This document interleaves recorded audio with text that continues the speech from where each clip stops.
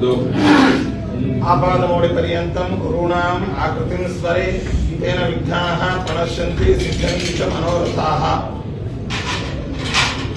ಭಗವಂತನಿಗೆ ಅತ್ಯಂತ ಪ್ರಿಯವಾದ ಕಾಲ ಚಾತುರ್ಮಾಸ್ಯ ಕಾಲ.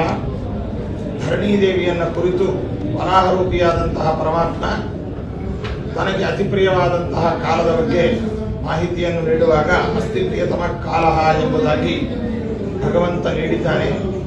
ಅಂತಹ ಕಾಲ ಚಾತುರ್ಮಾಸ್ಯದ ಕಾಲ ಎಂಬುದಾಗಿ ಇಂದಿನಿಂದ ಪ್ರಾರಂಭವಾಗಿ ಬರುವ ತುಳಸಿ ವಿವಾಹದ ಪರ್ಯಂತರವಾಗಿ ಭಗವಂತ ಶಯನೋತ್ಸವವನ್ನು ಮಾಡ್ತಾನೆ. ಮಧ್ಯದಲ್ಲಿ ಪರಿವರ್ತಿನಿ ಎಂಬುದಾಗಿ ಅಂದರೆ ಮಕ್ಕಳಾಗುವಂತಹದ್ದು. ಹೀಗೆ ಈ ಶಯನಿ ಏಕಾದಶಿಯ ದಿನದಂದು ಪರಮಾತ್ಮ ಯದ್ಯಪಿ ಅವನಿಗೆ ನಿದ್ರಾದಿಗಳಿಲ್ಲದೆ ಇದ್ರೂ ಕೂಡ ಯೋಗ ನಿದ್ರೆಯನ್ನು ಮಾಡಿ ಈ ಕಾಲದಲ್ಲಿ ಅವನು ವಿಶ್ರಮಿಸ್ತಾನೆ. ಅಂತಹ ಒಂದು ಪರಮ ಪವಿತ್ರವಾದಂತಹ ಕಾಲ ಚಾತುರ್ಮಾಸ್ಯ ಕಾಲ.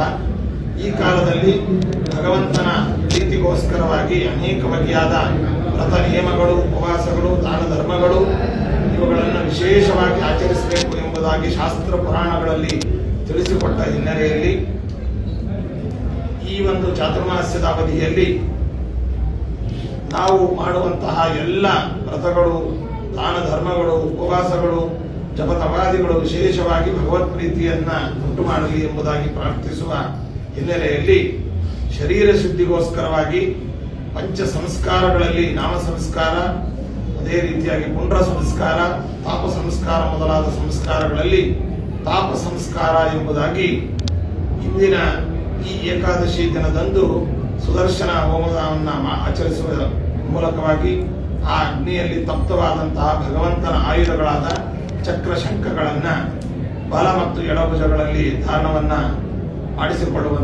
ಮಾಡಿಕೊಳ್ಳುವಂತಹದ್ದು ಶಾಸ್ತ್ರ ವಿಹಿತವಾಗಿರತಕ್ಕಂಥದ್ದು.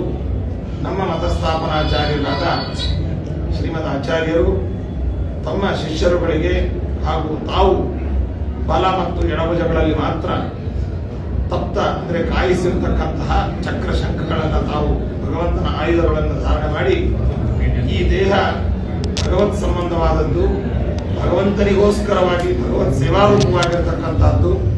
ನಾವೆಲ್ಲರೂ ಕೂಡ ವೈಷ್ಣವರು ಎಂಬುದಾಗಿ ಚಿಹ್ನಿತರಾಗಿ ಆ ಭಗವಂತನ ಒಂದು ವಿಶೇಷವಾದ ಆರಾಧನೆಯನ್ನು ಮಾಡೋದಕ್ಕೋಸ್ಕರವಾಗಿ ನಮ್ಮ ಶರೀರ ಶುದ್ಧಿಗೋಸ್ಕರವಾಗಿ ಯಾವ ತಾಪ ಸಂಸ್ಕಾರ ಎಂಬುದಾಗಿ ಶಾಸ್ತ್ರ ಪುರಾಣಗಳಲ್ಲಿ ವಿಧಾನವನ್ನು ಮಾಡಿದ್ದಾರೆ.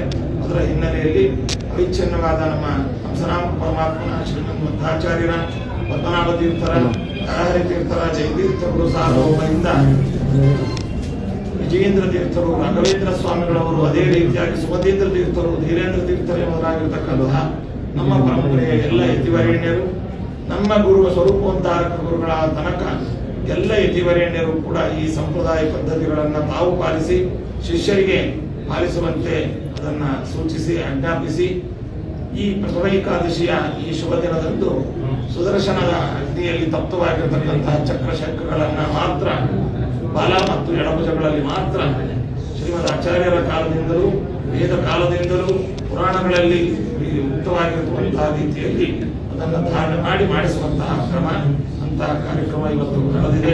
ಚತುರ್ಯುಗ ಮೂರ್ತಿಯಾದಂತಹ ಬ್ರಹ್ಮಕರಾರ್ಚಕ ಮೂಲರಾಮದೇವರೇ ಮೊದಲಾದ ಸಂಸ್ಥಾನ ಪ್ರತಿಮೆಗಳ ಪೂಜೆ, ಅದೇ ರೀತಿಯಾಗಿ ಶ್ರೀಮನ್ ಮಧ್ವಾಚಾರ್ಯರಿಂದ ನಮ್ಮ ಗುರುಗಳ ತನಕ ಎಲ್ಲ ಗುರು ಪರಂಪರೆಯ ಪೂಜೆ ಪ್ರಾರ್ಥನೆ ಇದೊಂದಿಗೆ ಈ ಭೂಮಿಯಲ್ಲಿ ಕಾಯಿಸಿರತಕ್ಕಂತಹ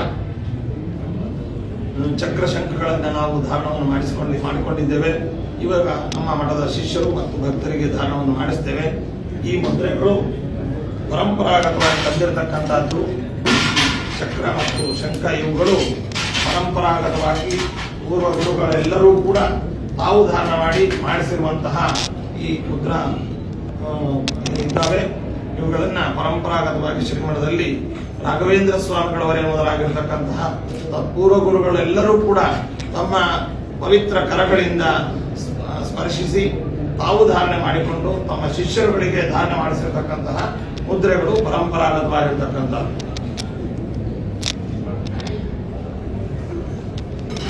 ಶ್ರೀಮನ್ಮೂಲರಾಮೋ